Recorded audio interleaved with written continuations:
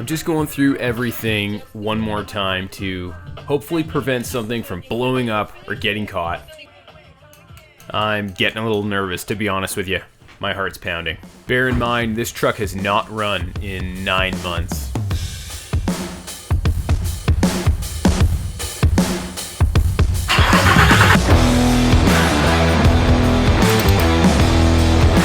For some reason, my mind's eyes are rarely sitting still. My mind is constantly taking in what I see around me and imagining how I could enhance it. Sometimes the thought just remains a cool thought in the moment and eventually gets lost in time. But more often than not, the thought is entertained until it grows into action, and before I know it, I'm wondering what the hell I'm doing knee-deep into a 9-month-long, credit score threatening, mechanically questionable quest. In this case, it's the idea to marry a 6-speed manual transmission and a set of Nismo edition diffs to a crew cab long box Frontier.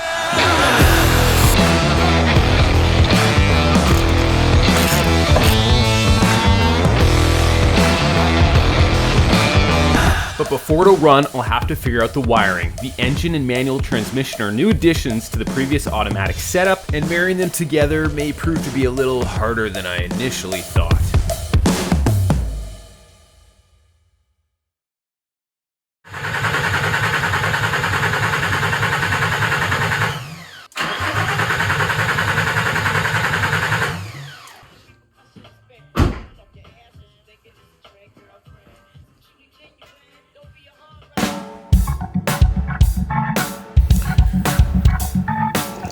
What are you talking about?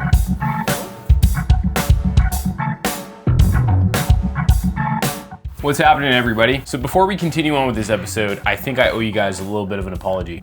Maybe an apology is too strong a word, but we'll go with an explanation at the very least. As you know, I kind of left the series at a bit of a cliffhanger on episode 9 a little over a month ago now, which I kind of feel a little bit bad about. Reason for that, as you just witnessed, is because the truck didn't start. Yeah, I know, the cat's out of the bag. It didn't start on the first go, but getting it to crank was a big success. So I thought, okay, at least we're getting it to crank, which is a little victory in and of itself. However, I didn't want to end the video with the truck not starting because it's kind of anticlimactic. Hey guys, guess what? Truck doesn't start. Like and subscribe doesn't really work. I like to present solutions and I like to feel like the videos kind of conclude nicely.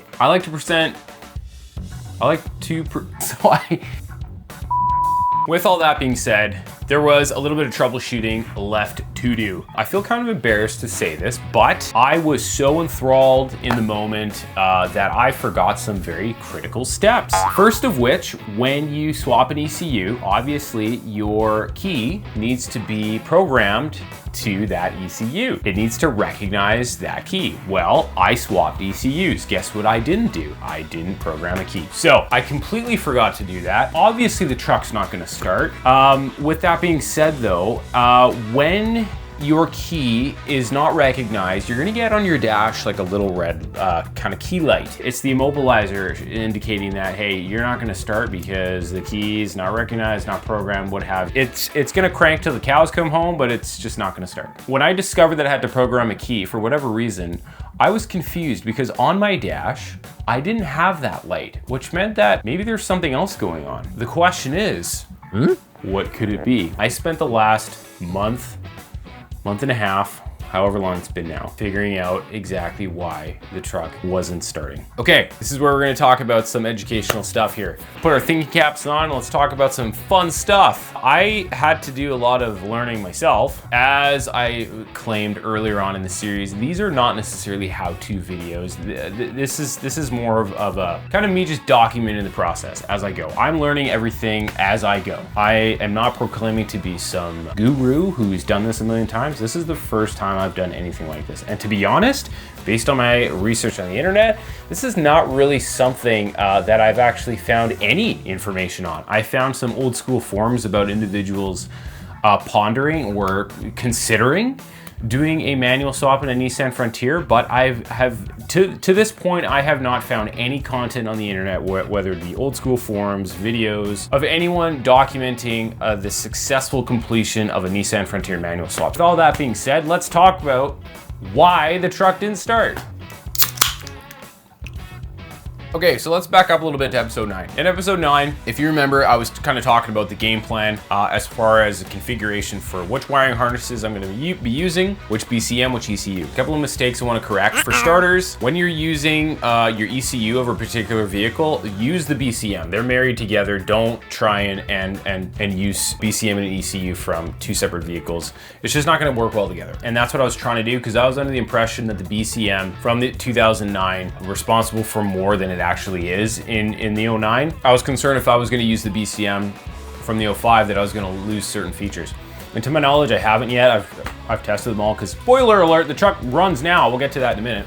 If you're going to be using the ECU from a vehicle, use the BCM along with it. I wanted to use the BCM from the 2009, and I wanted to use the ECU from the 2005. Bad idea. That didn't work. Currently, we've got the ECU from the 2005, the BCM from the 2005, and the engine wiring harness from the 2005, along with the manual transmission from the 05 and the engine from the 2005. So pretty much engine bay forward, everything is out of the 2005 Nismo. That is for continuity's sake. Everything is familiar, everybody's happy, everybody is well acquainted. Seems to work the best that way. Yeah. I did get a little bit of some questionable success with the 09 ECU in there, but it wasn't really working well. It was kind of intermittently cranking. Anyway, that's number one.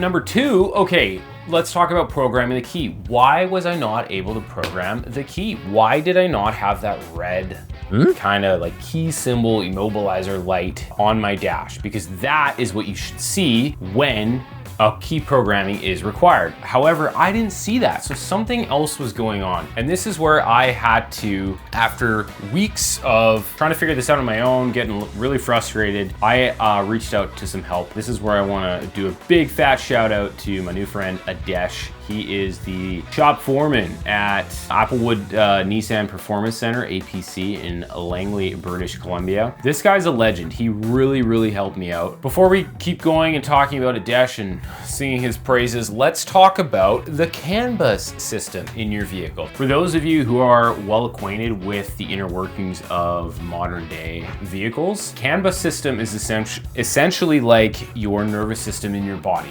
Throughout your vehicle, you've got a whole bunch of different modules, and now these modules all need to communicate and they need to be tied in together. The way that that's achieved is through the CANBUS system. Rather than having millions of wires connecting each module to each other, you essentially have a communication system. And this communication system is pretty much two wires. The wires pass through each and every module in your vehicle. This makes things a lot more efficient. It removes a lot of dead weight and unnecessary wiring and such like that. Now, this is where things specifically to do with my truck get a little hairy, because in a automatic setup, you've got a transmission control module. The transmission control module is located inside the transmission. So in this case, I've got a truck that is used to having a module in the transmission. Now, when I pulled that transmission out of the 2009, along with the transmission being pulled out was also the transmission control unit being pulled out. The transmission control unit has those CANBUS wires running through it. I was not aware of the fact that there was a break in communication, a disturbance, you can say. There was no communication through the transmission control module because I don't have one anymore. Because of that, the CANBUS system was not happy. Communication was lost. So if you remember in episode 9, we're talking about wire number 48. Well, on that same connector, you've got two other wires which are responsible for you. They are essentially your CAN lines. You have a CAN high and a CAN low. What me and Adesh decided to do was butt connect these two wires together. Once that was accomplished, the red immobilizer light came on the dash and communication with the vehicle was successful. So all there was to do at that point was program a key, which was done. And as soon as that key was programmed, well, let's see what happens.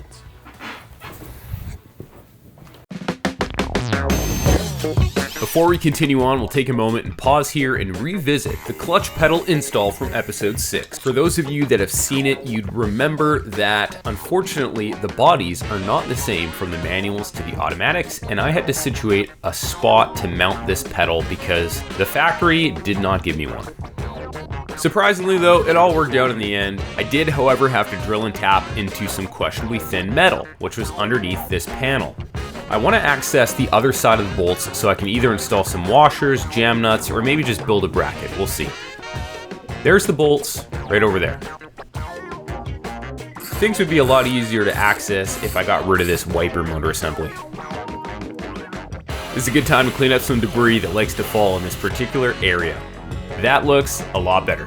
I found some aluminum angle that I have lying around, so I'm going to build a backing plate. Kind of like a mini strut brace almost. Okay, that clutch pedal's not going anywhere. This gives me a lot more confidence to be hammering on the clutch in the middle of nowhere. Okay, we'll throw the freshly cleaned and greased wiper motor assembly back in and wipe down the plastic cowl with some arm roll, because why not?